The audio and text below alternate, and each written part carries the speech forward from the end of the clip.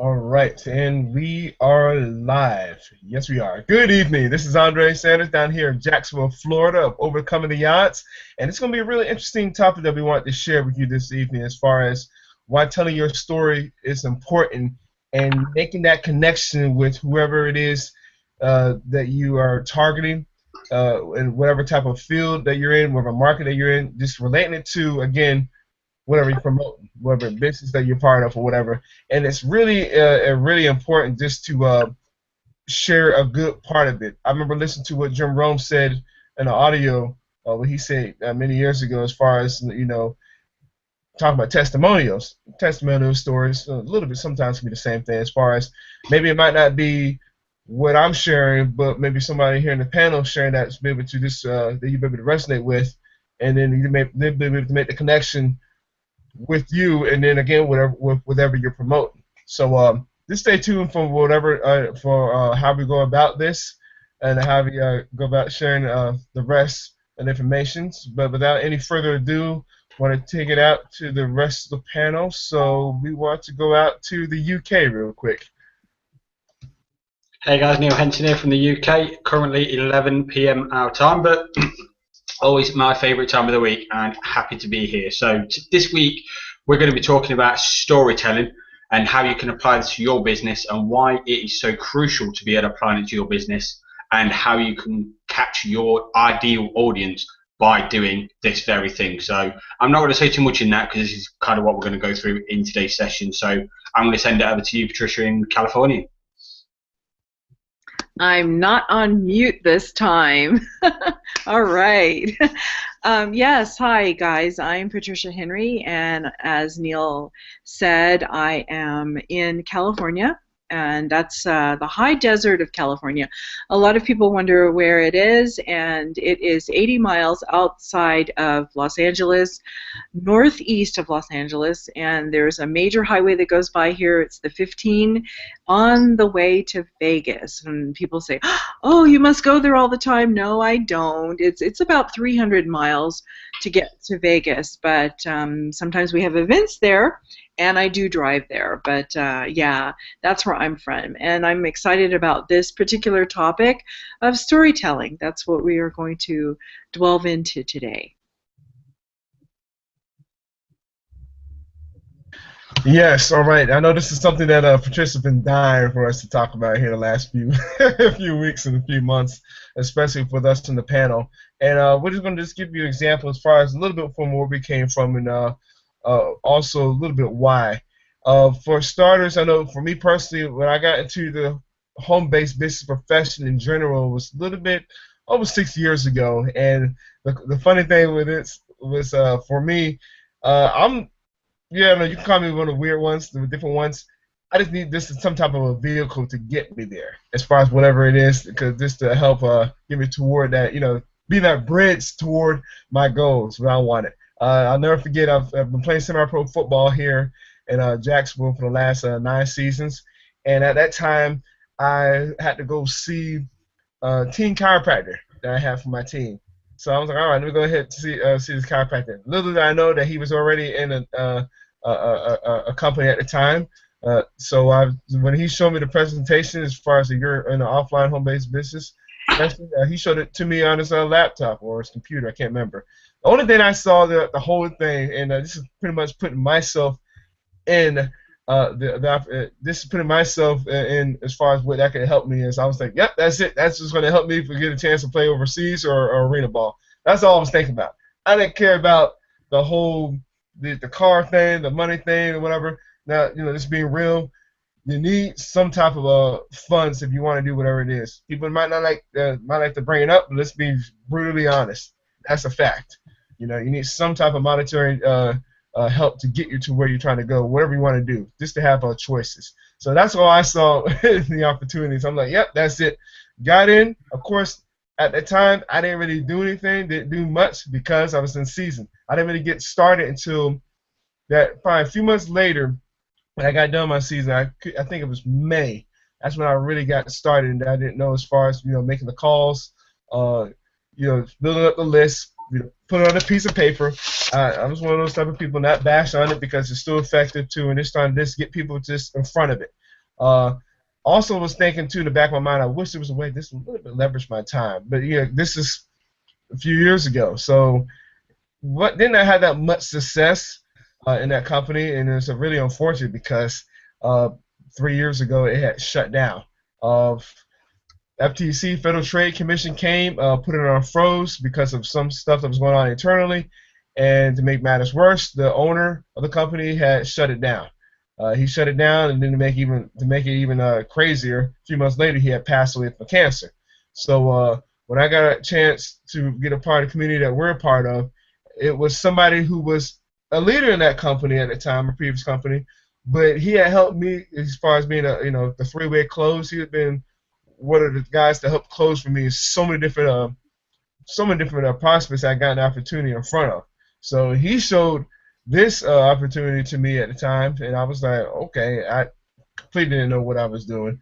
It's funny, Ignorance on Fire, he didn't know either because there was literally a YouTube video he was using for 4 minutes long, and he was doing the same thing like we were doing our offline company. I kid you not. He was just showing them the 4-minute video on YouTube and get people in. You want to know something crazy? I think within about 2.5 months span, he had made $10,000 in that span. So again, results not typical. So income disclosure below, but just trying to let you know what's possible. When you decide just to basically have Ignorance on Fire, and he had a strong why. This man had just had I think at the time a new grandbaby at the time. So for somebody who, again, I was kind of confused, didn't know what I want, so I was like, all right. I was still playing semi-pro football. I was thinking, okay, this is what I want to do. I want to still continue to play overseas, arena. But this is the funny thing, too. Within this profession, I decided to actually dive into the education that helped me grow personally, as far as listening to the audios, reading the books that, not what they tell you, but maybe some of the authors that you might hear, some of the names. Zig Ziglar's, you might listen to Jim Rome audios, Les Brown's. Robert Kiyosaki is one of my favorite. Love the Rich Dad books, and just really got educated. And now I just really got sucked into this business and just learning the real important stuff of money. Perfect example I mentioned as far as earlier, the whole thing that people might not like to talk about money, but to be honest with you, big difference between maybe an employee and a big business owner. Like the Bill Gates, Steve Jobs, Mark Zuckerberg's. It's a tax difference. So let's say if you're an employee, not saying that you have to hate your job or not trying to persuade you saying that your job's bad, but just to be on the real, you're getting taxed the most. And that was one thing that was kind of the big aha moment when I found out, just learning this my own education. I'm like, whoa. Now that I'm seeing it too, not saying that it's anything wrong from where I'm working at right now, because I work in a warehouse, but I'm like, seeing the check every week and like, man, Uncle Sam really hitting hard here in the U.S. That's just the reality of it. But then you want to look at somebody who's a big business, in the B size, Robert Kiyosaki said the cash flow quadrant, the big business owner, they get the tax breaks. Not saying that it's fair or anything, but that's the way it's set up here in the government and in the United States. So, and that is really also around the world, there are the tax breaks because why? They're the ones creating the jobs. That's what's starting to be real curious for me, and I kind of like got sucked into that. I'm like, that makes a lot more sense.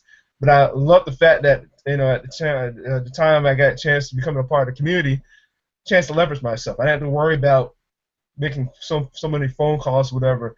Something that's maybe just setting up a blog platform, and then maybe shooting some videos so people can come after me other than me going after people. Just something as far as value, sharing out there, and just continue to share value. Now, what's even funnier, on top of this, I'm still active playing football. And again, it's American football for those overseas.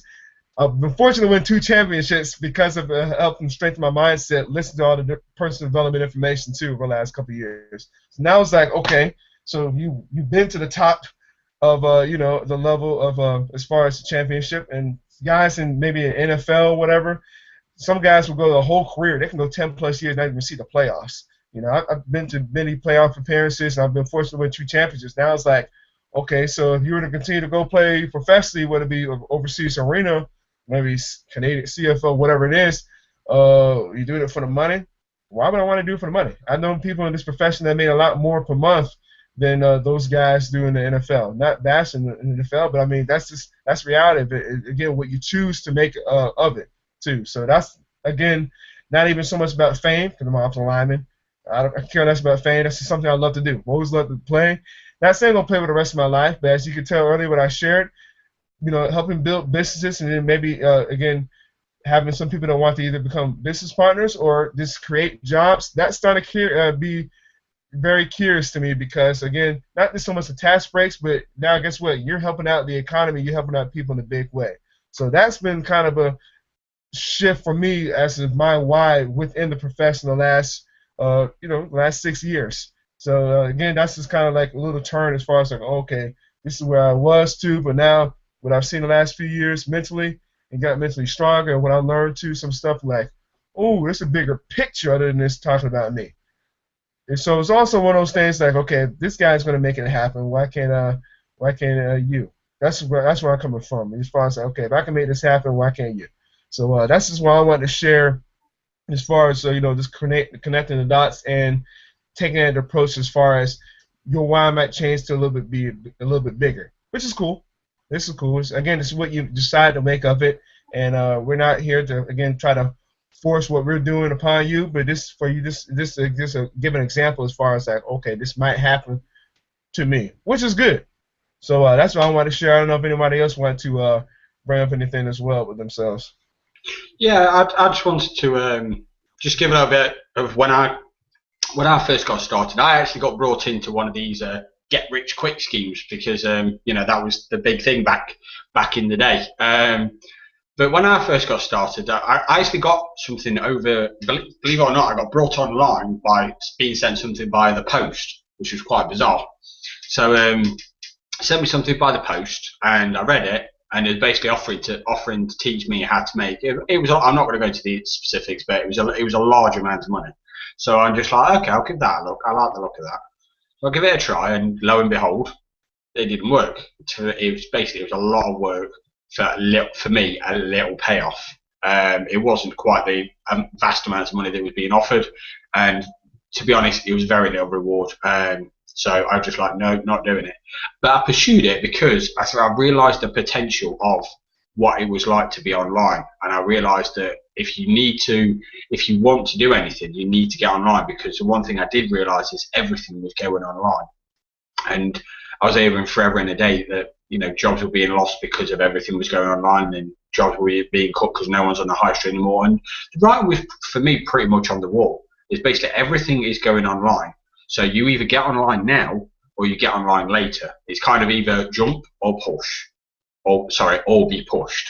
So it's kind of, everyone is eventually going to get online one way or another eventually. It won't happen straight away, but it will happen eventually. And that's, for me, it's like I want to get on this now, because one, it's where everything's going. So that's where the market's at. And two, most importantly, it's 24 hours a day. The beautiful thing about the internet is, at the time when I was doing it, I had a girlfriend. One girlfriend. I had a girlfriend and 3 kids. That's what I was going to say. I had a girlfriend and she had 3 kids. And basically, at the time, she was going through a really, really bad patch where she was ill a lot. And I was either looking after the kids, looking after her, or I was being at work. And that was pretty much my life. Now, I didn't moan about that. I wasn't bothered about that. That is what I needed to do, and I was happy to do that. But the choice that I had to make was going to work and supporting the family, and leaving my girlfriend to fend for herself, which I really hated the thought of, or stopping at home, looking after her, looking after the kids.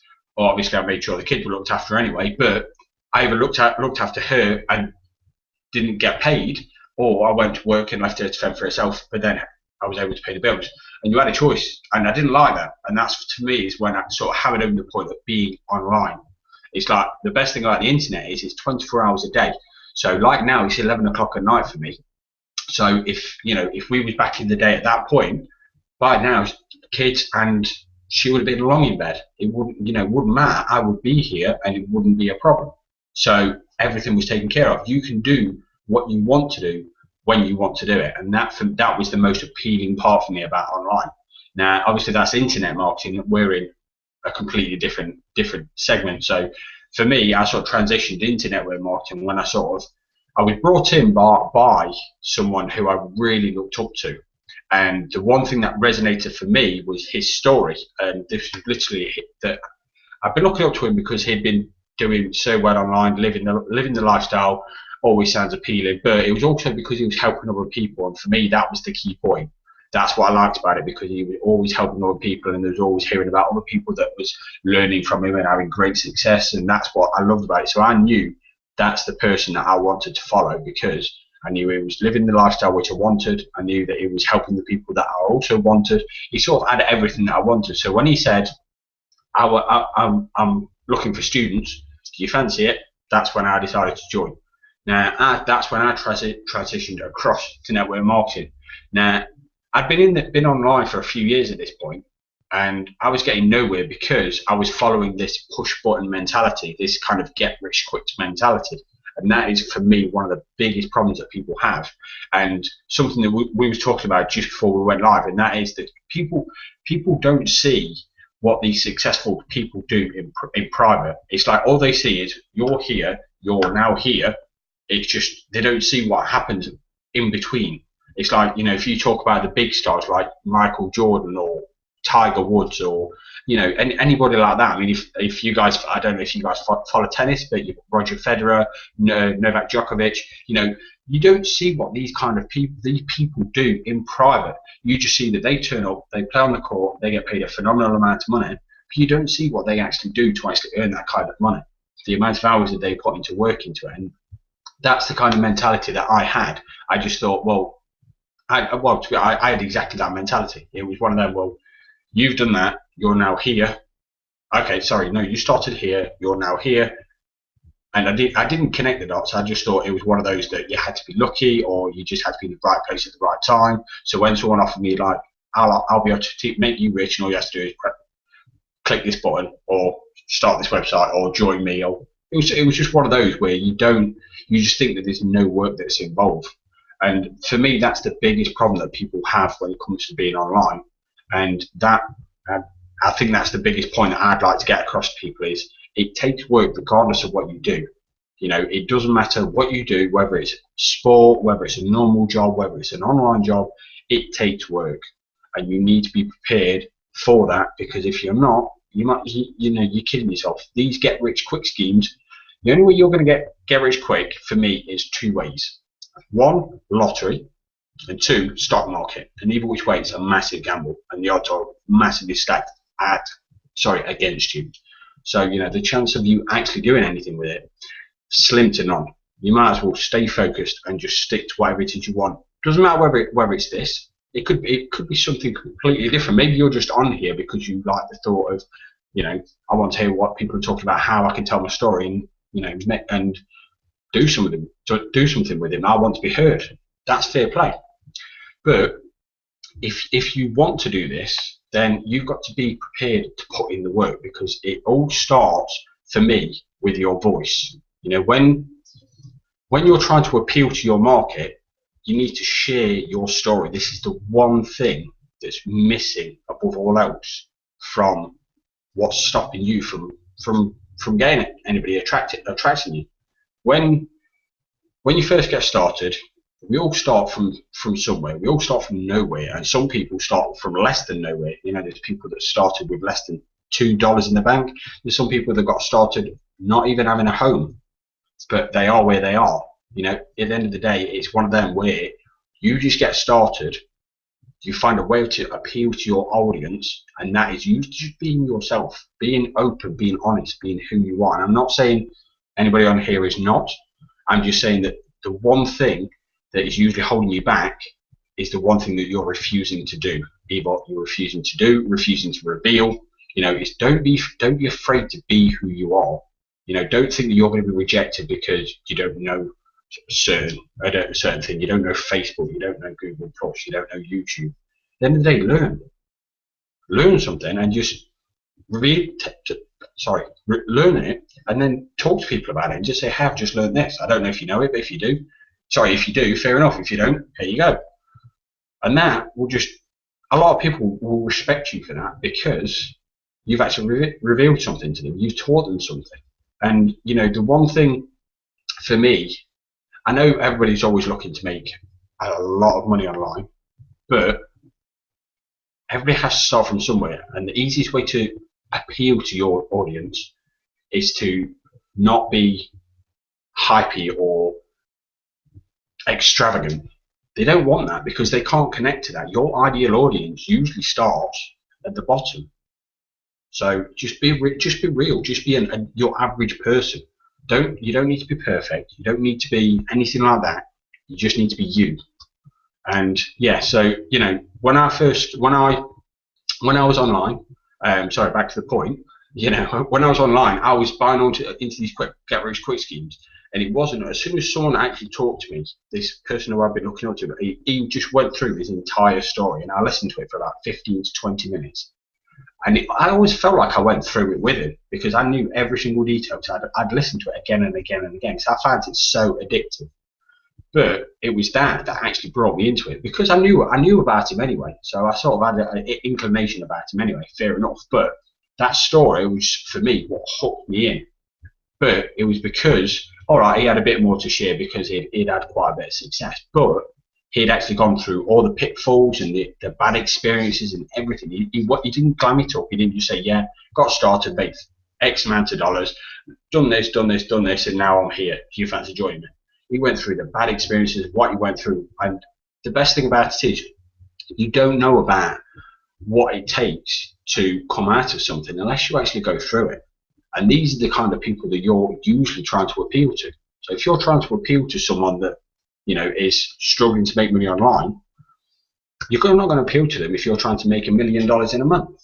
It just doesn't work. The two dots don't connect. If you're trying to reach out to your ideal audience, you need to start from the start and just be basic, so to speak. You know, don't be overhypey. Don't be, you know, extravagant. I don't know, to be honest, whichever other way to say it, and I apologize for sort of going off on a tangent, but it's kind of one of them that it's just the biggest mistake I can say that I did, and what took me a long time to get anywhere, was my refusal to, one, actually be prepared to put in any work, and two, expect to make just these extravagant sums so quickly.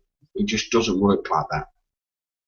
And I apologize, you know, I've probably gone well off topic, but you know, it just, for me, that is for me the most basic point. So when you're trying to tell your story, don't think your story doesn't matter because you haven't got anything decent to share. I won't say decent. I don't mean it that way. What I mean is, if you haven't got any fantastic results, you don't need any fantastic results at all. You just need, and if you've learned something, if you've had a result, you know, it doesn't matter what result it is, share it, and then you build on that, and then you build on that, and you start from one place. But once you've done that, you share that, and that then becomes a part of another story and another story, and you should build it from there. And before you know it, you've gone from here to here. So what I was saying before, people see this, and then people see this. They don't see what goes in between. What goes in between is when you start here, you learn something, talk about it, you tell other people about it, share it, you find another one, and then you find another one, and before you know it, you'll be up here. Anyway, I apologize for going off point. I'll hand it over to someone else.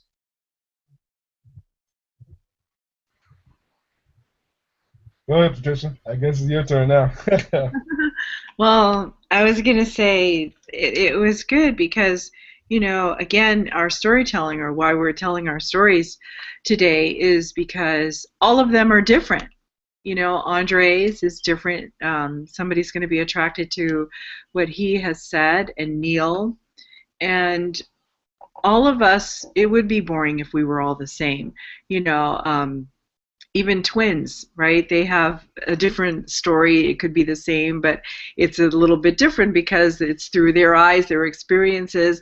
I know I was looking at a YouTube video about twins, and this one, they kept finishing their sentences, and they kept saying everything in unison, you know, and I'm thinking that wow, not all twins do that, but that's a characteristic of them. You know, you get in a certain situation, if you ask a question, it's going to be, do you want ice cream? Of course, if all three of us like ice cream, we're going to respond in unison, yes, you know, unless Neil over there in the UK doesn't want any, right? But we all have stories to tell, basically. And I'll tell you my story, and I'm going to try to use the formula as brought out in something that I just read, and it's talking about the beginning. You have to have a compelling beginning, or craft your story, craft the beginning of it, right? Then I'm going to tell you a little bit about the middle of my story, and then we're going to go to a call to action. And basically, when you tell a story, you want your audience to be drawn in. You want to persuade that particular audience that you're reaching out to. Like I said, my story is going to be a little bit different than Andre's and Neil's because, well, number one, the main factor is I'm a girl, you know.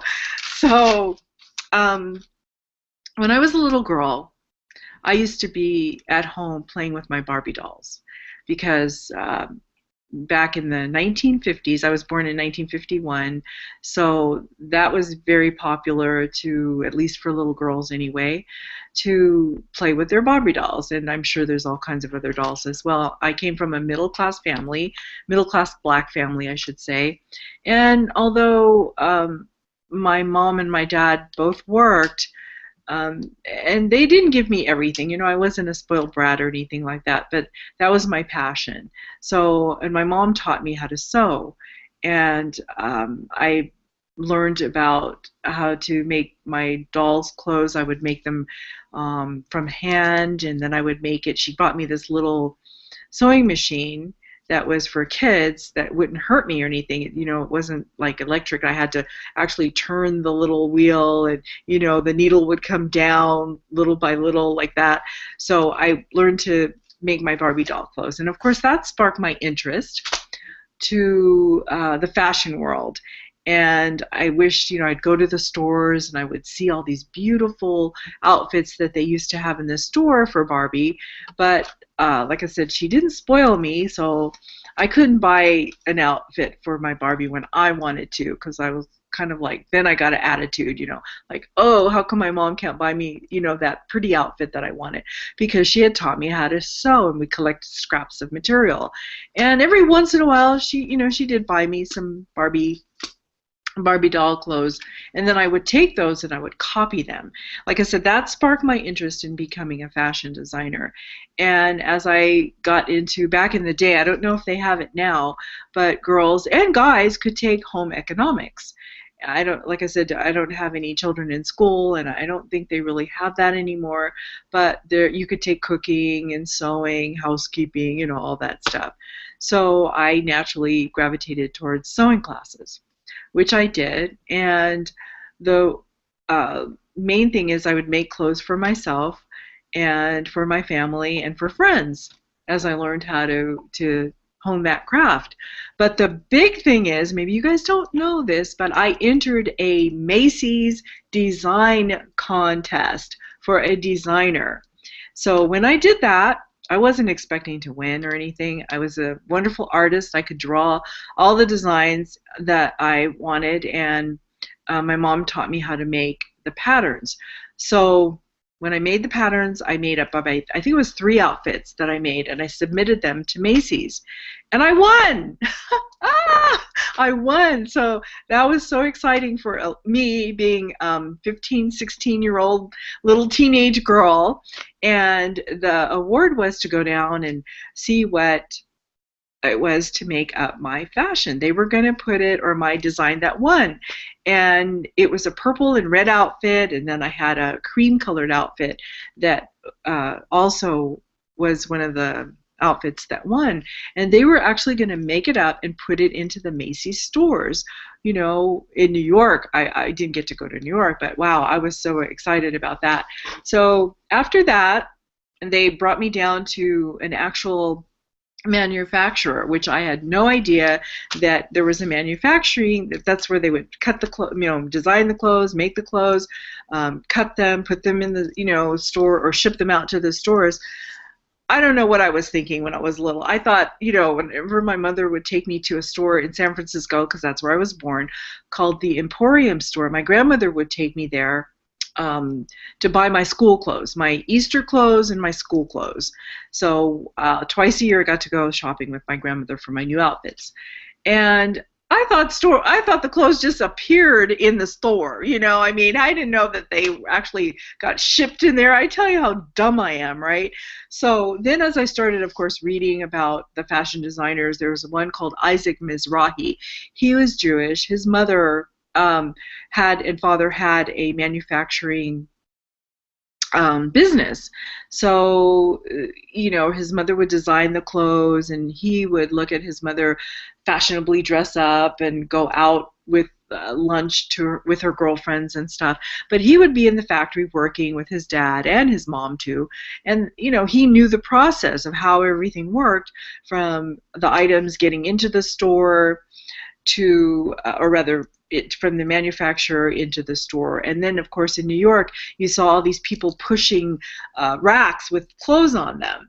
So the manufacturers would, either if they didn't ship them to the stores, they'd, walk them over to the delivery, what do you call it, the shipping department, and take the clothes. But anyway, I had a huge learning curve with that. And then, of course, I applied for design school. Voila, now I went to LA. That's where I went to the Fashion Institute of Designing Merchandise, and thus embarking on learning how to become a fashion designer. And that's how my fashion career started. And I did that for over 35 years. Now, the thing is, life happens. I got a chance to go to Paris and of course, New York for all the fashion shows, not the major fashion shows like the couture shows or things like that, but they were the regular Fashion Week, Market Week shows that we had. My lines went into the New York showrooms there. That are the companies I worked with had different salespeople that represented the lines that I worked with. So I would go to New York with my bosses and meet the buyers who would actually write the orders for the stores. But again, I did that for over 35 years, and I still dwell in that a little bit. But as things changed, life changes and life happens. I said I didn't want to do this jet-setting thing anymore. Like I said, I went to Paris, I went to, to London, and I also went to China because I had a friend of mine that I worked for, and she did wonderful evening dresses, ball gown dresses, beautiful things. And we went to China because we had to do the beading there. That's where most of it's done, as far as the American side of it. And now for Paris and things, they have houses called the House of Lesage, and they do all the beading for the top designers. And those dresses could run $10, $20, $30, $40, $50,000. I'm talking about selling to J.C. Penney's, or like again Macy's, or what other stores? Liberty House. That store no longer exists. That was in Hawaii. But there's all those, Saks Fifth Avenue. Though they have their couture departments, and those kind of like Chanel, Yves Saint Laurent, and those kind of houses would contract those other kind of what do they call them? Beading houses to work on those kind of dresses. But I learned how to go and get the Los Angeles, contract them to do some of the bead work or embroidery work or lace work, whatever it is I needed. That's where I would be in Los Angeles. And of course it was a whole lot cheaper. My things were more mass market, not the couture style. I think we lost Andre. I'm not sure where he went. But anyway, okay, so like I said, things change. I'm older now, and I don't want to go do all this jet setting. You might think, well, that's fun. You get to go here and you get to go there. And almost everything was paid for because it was paid for by my bosses. And even when I went on vacation, one time my boss said, here, I need you to make this a working vacation. Just take maybe 2 or 3 days out of your vacation, and I'll pay your hotel, I'll pay for whatever, and you can still go on vacation, and I will pay for it. As long as you can go to the stores, shop the stores, and see what the latest trends are, and then when you come back on vacation, you could share all that with me. So that was the fun part. I did not have to pay for anything. But as things happen, my mother had a heart attack, and although I did not really take care of her in all of that time because she was living with my father and my sister and my brother. Of course, I would go and see how she was doing. I wish I could be there with my mother. I wish I could be there to help when that was such a heavy burden for my father, who is older now, and my sister was getting burnt out. Well, then my mother died, okay, of congestive heart failure and everything. And then just back in 2013, my father passed away. Who knew he would get cancer? I thought maybe he would die of maybe diabetes or something like that, but he had liver cancer and he passed away rapidly. But the good thing is, I started doing internet marketing, looking for a way to make money online. And I had had some caregiving experience with a friend of mine who asked me to take care of her grandmother. And when she did that, that prepped me for a few other clients that I have. And one was a man that I took care of. He ended up passing away, but I learned how to shave a man, believe it or not. And he loved the way I did him so much that he wouldn't let anybody else shave him. He ended up passing away at the age of 91. But that prepped me to take care of my father. So I was very fortunate to be able to do that in my father's time of need. And I must say I wouldn't trade that experience, even watching him pass away in front of my eyes, for anything. But like I said, things change. My husband, I married, so that's one of the main reasons why I stopped flying everywhere and doing everything. I wanted to be home with my husband. You know, you men need your wives to do different things for you, so that's why I stopped doing that. And then also the economy. In 2008, like everything, the economy went even for designers, because at that point I wasn't really working for a company. I was working, not employed by a company as an employee. I was a freelance designer at that point. And, getting freelance jobs became harder and harder. I'm older now. They want to pay you less and all that. And I said, screw that. I can stay home. I don't have to break my neck going to LA, driving on the freeway. I can just stay at home and work from home. Could I do design at home? Possibly. You really need to be hands-on when you're a fashion designer, because you have to be there to see how your pattern makers are draping the garments, and you have to be there when they're sewing it up, because so many things could go wrong in the fashion industry and how your garments could come out.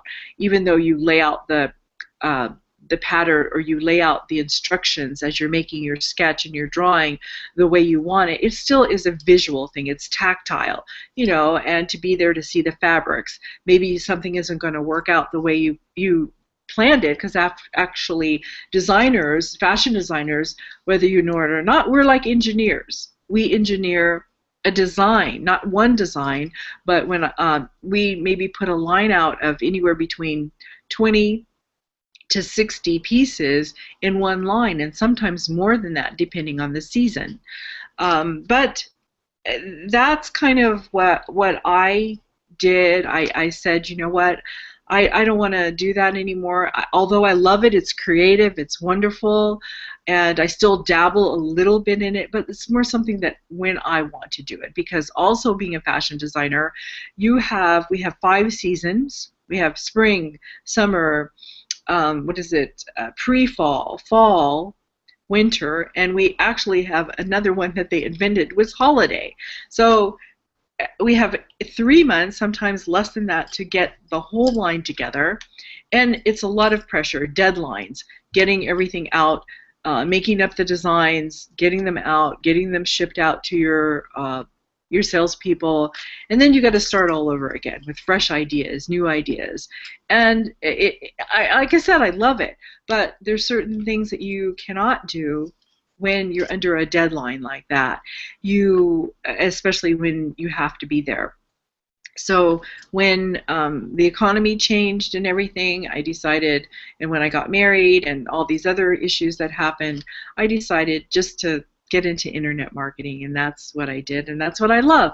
And I'm meeting a whole nother group of friends. I met Andre, I met Neil at our events, and it is a whole different learning curve. However, it is a wonderful thing that you can stay at home and work right from home, and that's what I love about it. So that's my story, and I'm sticking to it. And that's how I became a fashion designer. And oh, there's one other thing to a story. The ending part. The ending part is, I don't know how powerful it is for people, but the powerful part is the call to action. For those of you that are watching any of our stories, we want you to join us. We want you to come on this journey with us.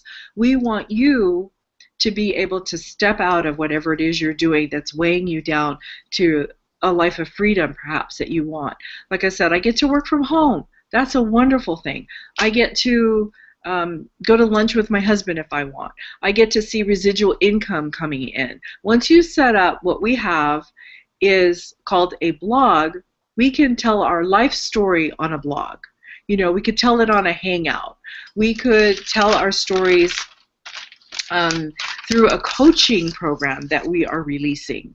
And you can help other people do the same thing. Andre, that's all I have. I do have some other things to share, but I will let you take it over again. All right, I do want you to get into that too, because I want to just share something real quick. I mentioned this before, and it's kind of funny as far as talking about pretty much telling a story, but it's kind of even funnier, and this is, you can't make this up. Like how we all met with each other is like, you seriously cannot make this up. I kid you not. We're missing a couple of people here on the panel as well. One of them who lives out there in the UK too, is a few hundred miles away from Neil. He did one video, because we were in the same team within our community, and I kid you not, he did one video in a Facebook group, since we were in the same team, in a Facebook group about almost 2 years ago. Now, keep in mind, before this now, so I've been going to a handful of our company events, and I kept on hearing almost every time, gotta do something live, gotta do something live. I was thinking, I wanted to do it probably about 2 events leading up to when I got a chance to meet Ian, and I was thinking, man, who am I going to get a chance just to meet up with and just to start doing something live? It was always in the back of my mind, but I never took any action to go do it. So I was like, all right, it was in the back of my mind, I got to do something live. He did one video, put it in the Facebook group that we're a part of. I think it was his first video he ever did. Keep in mind, young guy, I think about 22 now, works in a farm out there in the UK. He'll be first to tell you that he wasn't, he was an introvert, never really saying too much. But it was his first video. I'm good with faces, so I mean, you shoot something, you take a picture, I can recognize your face down the road, and I'll come up to you and start talking to you. You be looking at me like I'm from Mars, but that's just how I am, because I'm good with faces, and most of the time I'm pretty good with names too. I'm kind of embarrassed if I can't get names. But anyway, he saw that one video. We had an event at the time leading up in Orlando 2014.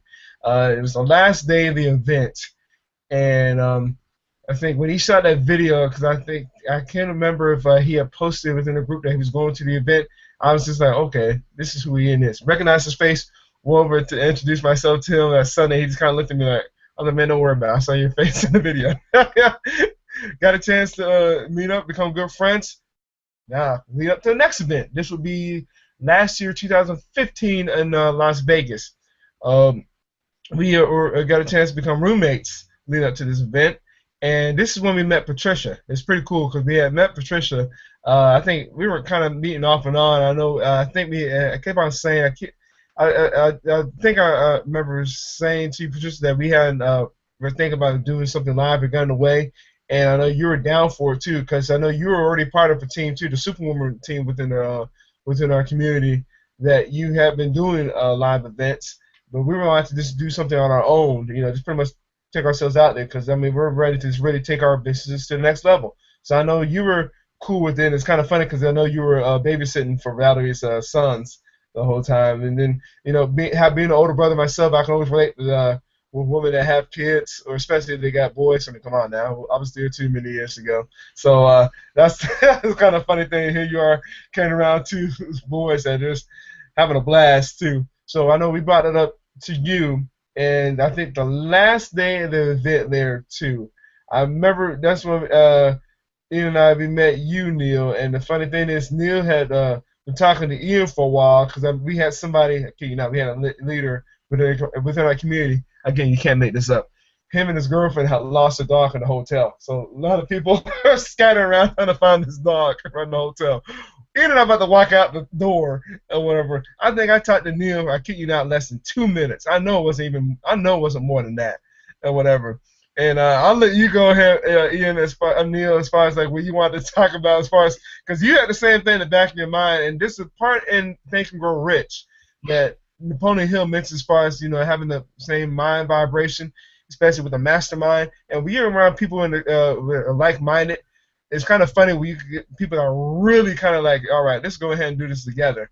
And that's pretty much how we able just lock on together too. And so I'll let you go on, Neil, as far as that part too, man. I cut it before we talk about somebody else within our panel.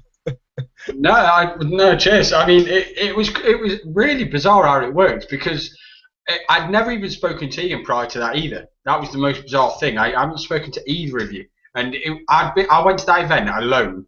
So I travelled to Las Vegas on my own to go to that event on my own. And I ended up stopping the room. I've pretty much spent the entire weekend on my own. And I talked to everyone. I tried to mingle as much as I can and make as many connections, because my sole focus when I went to that event was literally, I want to meet some people who want to start doing these hangouts. Because same as what Andre says, I was told if I needed to take my business to the next level, I needed to start learning how to do things live. I need to do these weekly hangouts every single week, and I knew I just didn't have the right. I wasn't in the right place to be able to do hangouts on my own. And to be fair, I still wouldn't be able to do hangouts on my own, I don't think.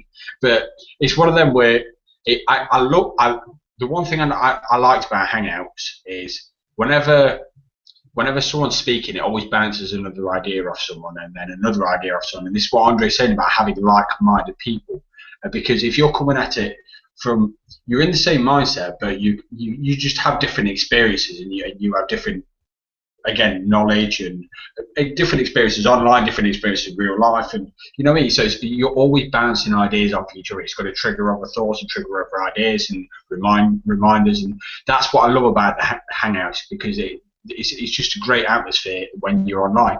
And I went there and I spoke to, I kid you not, I went home with 15 different email addresses and countless amounts of people that I'd already connected with on Facebook, because I literally went there, spoke to them, and just said, hey, I'm on about doing this, are you interested? And that was literally the only thing I said. Cool, all right, give me your name, either add me on Facebook, give me your email address, give me your name, whatever, I'll find you. And then I went down, I went through every single one of them when I went back. Now, like Andre says, it was literally, we closed out the event because there was two people there who unfortunately lost their dog. So we said, you know what, we're going to get a search party together, we're all going to go out and look for this dog. Now the weirdest thing is, I grabbed my coat, because believe it or not, it does actually get cold in Vegas at that time of year. But I grabbed my coat and I was waiting there, and nothing happened, and I was like, where are they? So I mean, I was just talking to people, and I was trying to list out for, all right, we're going to search for the dog now, but never heard it.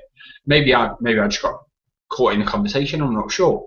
But it was only because of that I actually met Ian and Andre, because it was me who actually just ventured across, and I think it was Ian I spoke to. And I just says, have they called out of it? Are we going yet? He goes, no, they've gone. So, okay. And then I goes, all right. Okay, so what's your name? He goes, oh, I'm Ian. Okay, where are you from? And he said, the UK, and that's when I was like, oh, all right, fair enough. So I got speaking to him briefly, and then I just mentioned, obviously, what I was planning on doing and stuff, and he goes, yeah, definitely interested. And that's when he pointed me straight to Andre. And he goes, so I spoke to Andre, and it's like, right, this is what I want to do. Are you in? And he goes, yeah, cool. He goes, right, I've got to go. So literally, I've got to go because I've got to go and get my bag now. I've got to go to the airport. I'm off home. So I literally just, right, give me your name, give me your email address, and that was it. So we shared names, shared Facebook and that lot, and that was it. I just like right off, and that was it. Grabbed me a suitcase, and I was straight off to the airport. Got back, took a couple of weeks. I think I was speaking to Ian for a couple of weeks. And we were just getting some plans and ideas and what we wanted to do and stuff. And then, yeah, we just, like I say, I think it was within a month, maybe just over. And then we, like I say, from that, it just every single week from that. Every single week we've been here.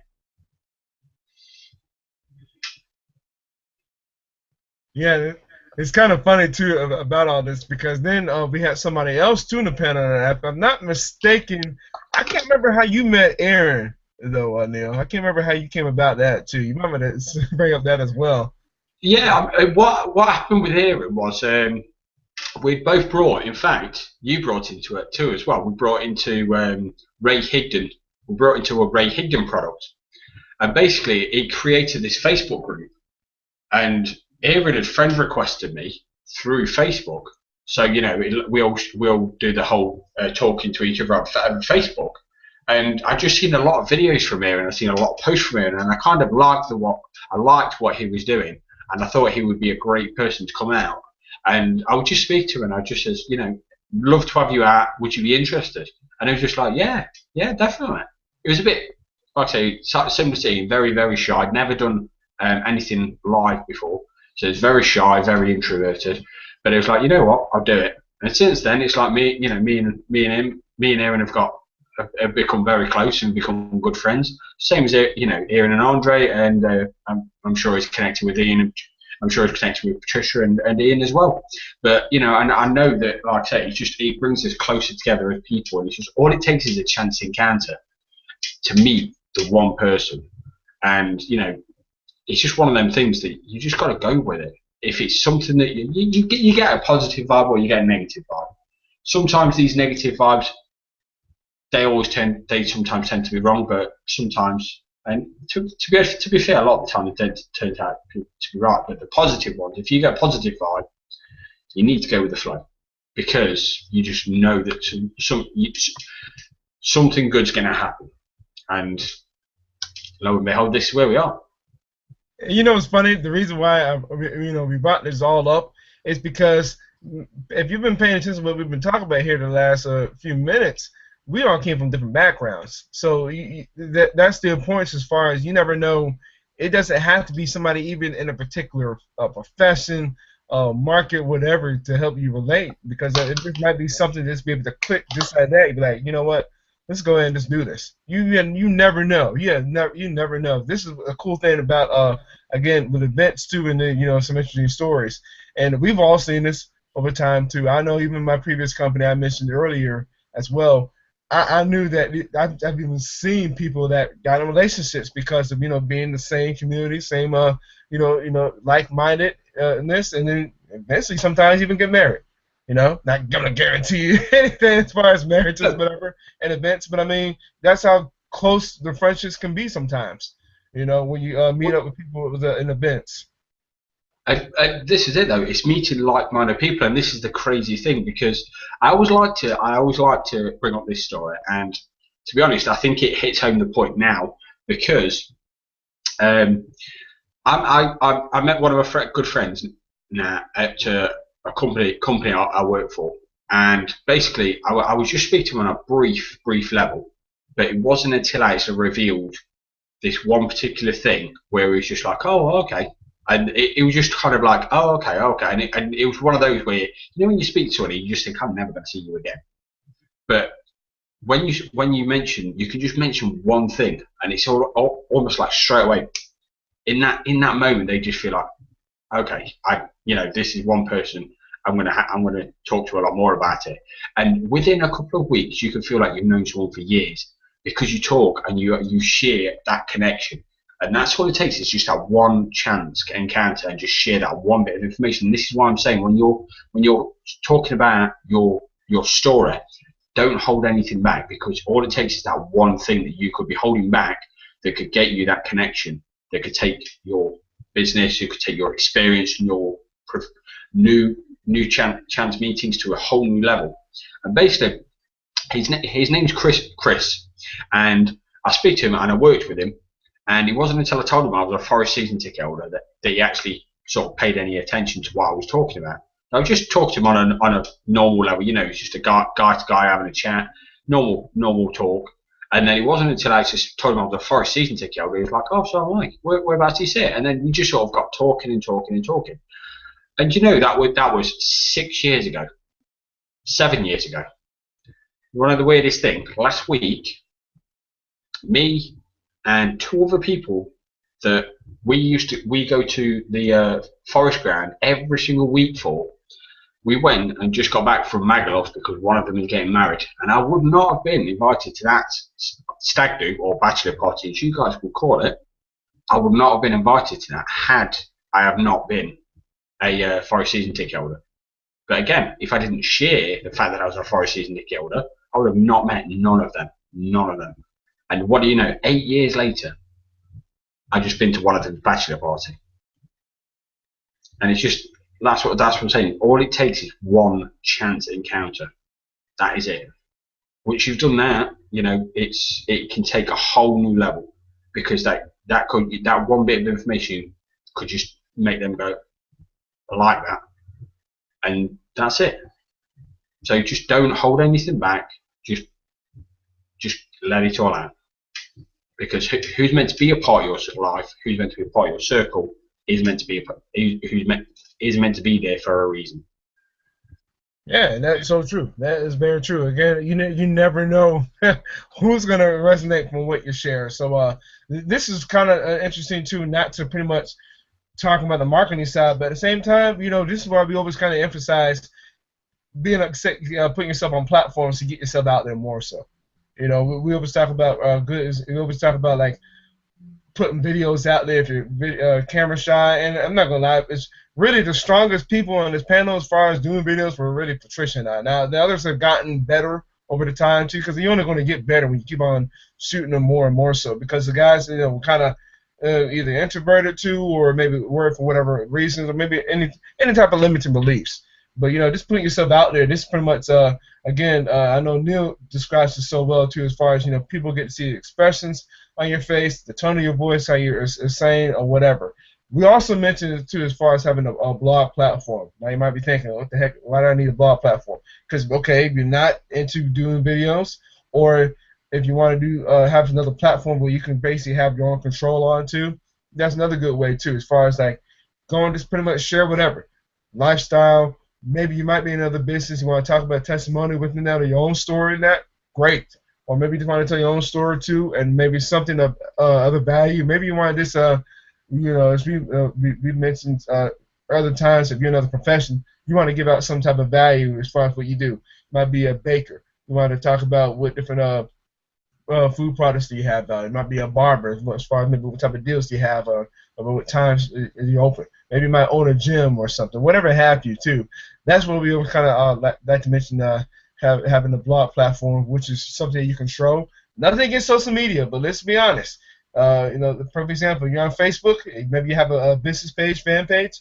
Don't know if you have gone through that problem of having it in a Facebook jail, because that's just, you got to go abide by their own, you know, their own laws too, and the registration regulations too within the platforms. So that's the reason why we like to talk about that. So if you go down and check the Yes Them Again, you get to have your own blog platform. You know, $17 free week trial. Just give it a test run, set up your theme or whatever have you too, and then you can put your own information where we have to share on there too. So something to keep in mind as well, as far as, you know, telling your own story. So I know, Patricia, I know you wanted to mention something else too as well.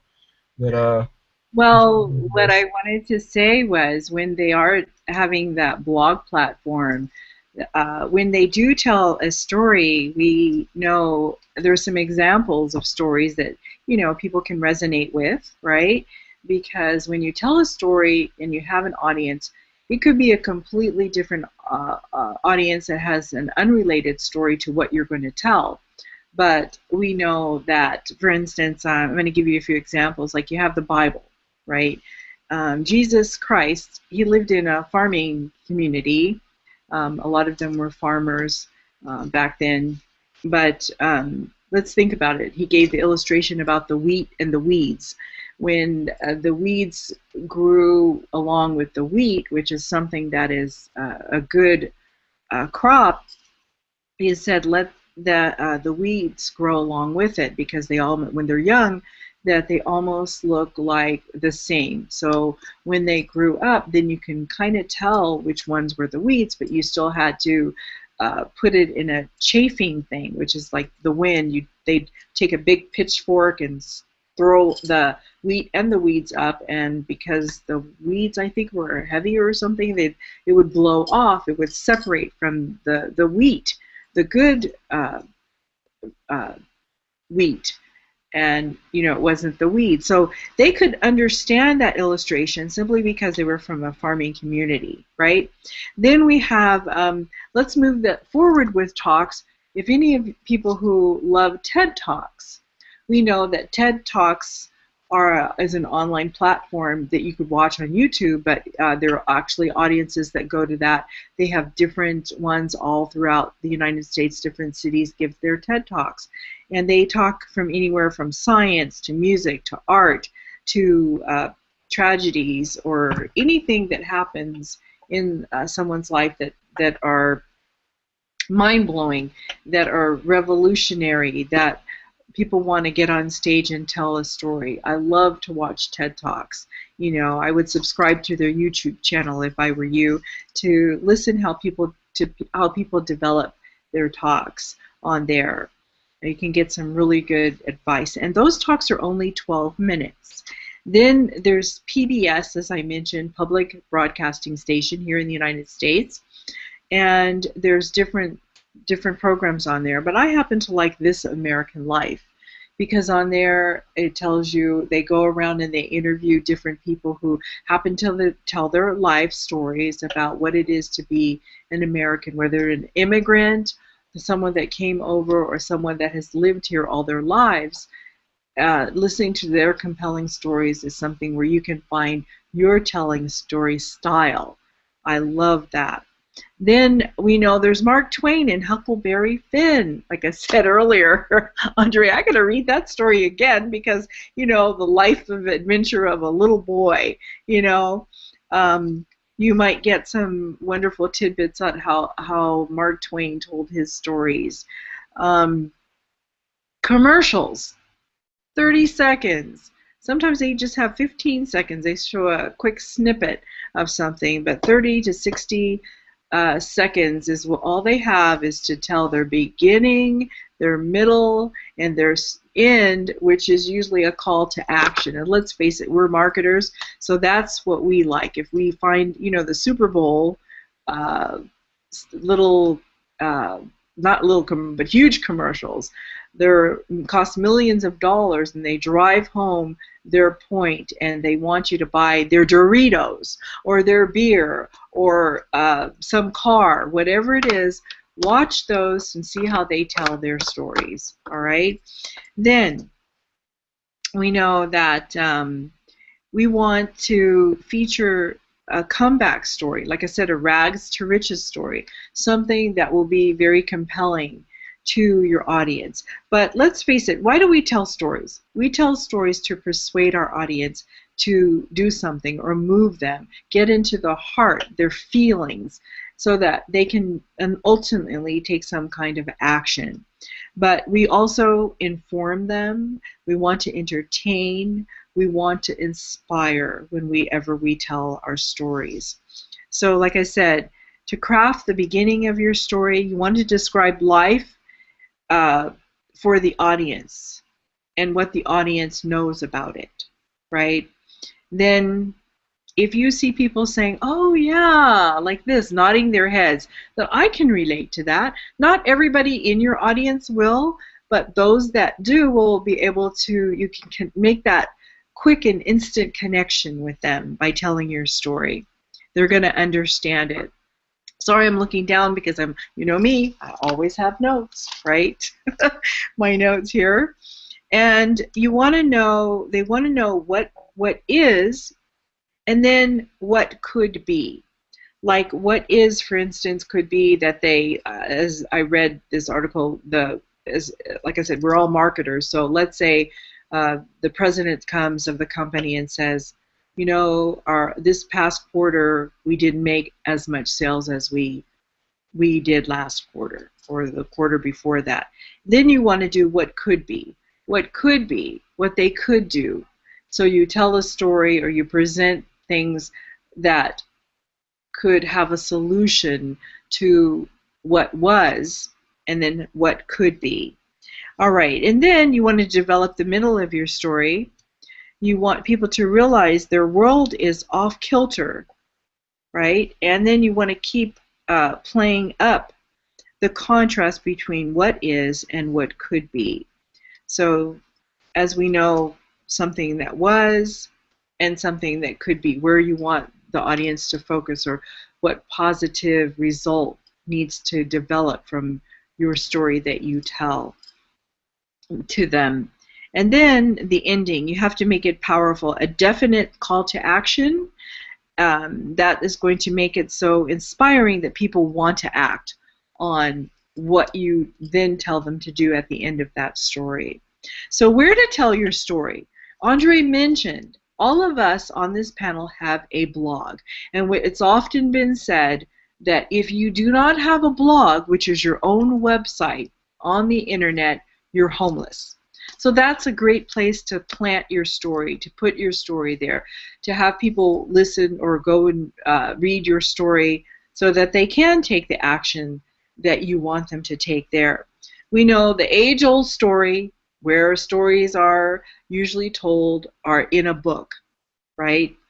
Around a campfire, you know, storytelling with your children, bedtime stories. But you can also, as a professional, tell your story on stage, on videos. We already mentioned that people were shy, you know, making their first videos, but that's where you can also tell your story, right? Podcast. We have podcasts that one can do. TV, none of us are TV personalities yet, but let that not stop our dream. Who knows? I know I was in a movie once. I'll tell you, leave that for you guys later. That's another story. It was an extra part, but I'll still tell you that story later. Radio, as we mentioned, blog, coaching, a classroom, music. You know, stories, you can write a music or a song, and there's your music. We know one of our panelists who's not here, as we mentioned, Aaron is a musician. He tells his story through his music. Poetry, movies, storyboards, hangouts, just as we are here telling our stories. All right, I can't think of anything else, guys, but that's what I wanted to say. All right, and there was more things pertaining to business and marketing about storytelling, but we can leave that for another day. No, that's fine, because no different from what we've already mentioned here so far as connecting, again, whatever that it is. And Patricia brought up a good point, too. Commercials do this all the time. You see it pretty well. You can even go on YouTube as well, because they tell them, yeah, I know you've seen it. YouTube try to sneak in some commercials as well, some ads or whatever. Always try to get that personality of, you know, a real person connected, whoever that audience is.